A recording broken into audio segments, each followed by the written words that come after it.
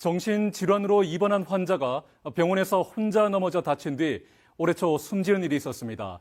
환자 유족들은 돌봄이 필요한 환자를 방치했다며 병원 측에 책임을 묻고 있습니다. 병원 측은 의료 행위에 따른 사고가 아니다, 책임이 없다고 맞서고 있습니다.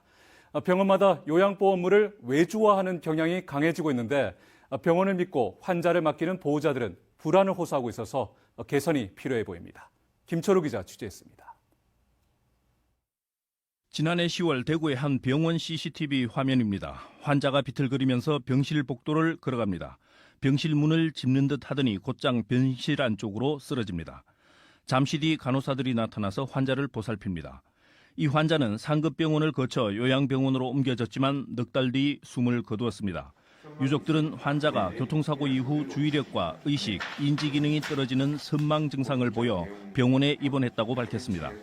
뇌 기능이 정상적이지 않고 거동까지 불편한 환자가 병원에서 일어난 사고로 숨졌는데도 병원 측은 책임이 없으니 법대로 하라고 한다며 하소연합니다.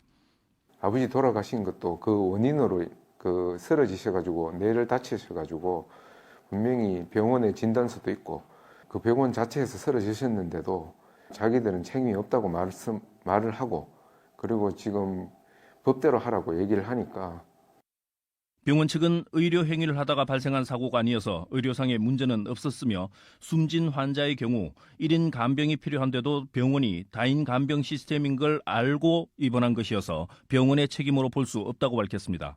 그러면서 진행 중인 경찰 조사 결과를 보고 결정하겠다고 덧붙였습니다. 이처럼 환자가 병원 안에서 다쳤다고 해도 다친 원인이 직접적인 의료 행위가 아닌 입원 환자 관리 때문일 경우 책임 공방이 벌어지는 경우가 종종 발생하고 있습니다. 환자 관리 책임에서 벗어나기 위해 요양보호사를 외주화하는 병원이나 요양시설이 늘고 있습니다.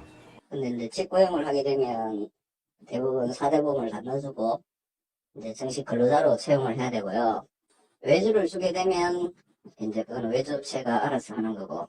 그 병원에서 외주를 주는 이유는 책임 소재를 회피하기 위해서죠. 보호자들은 병원, 요양시설을 믿고 환자를 맡기지만 사고가 날 경우 병원과 지리한 책임 공방을 벌일 수밖에 없습니다. 환자 보호자와 병원이 책임 소재를 다투는 소모적인 공방이 되풀이되고 있어 제도 개선이 필요해 보입니다. MBC 뉴스 김철우입니다.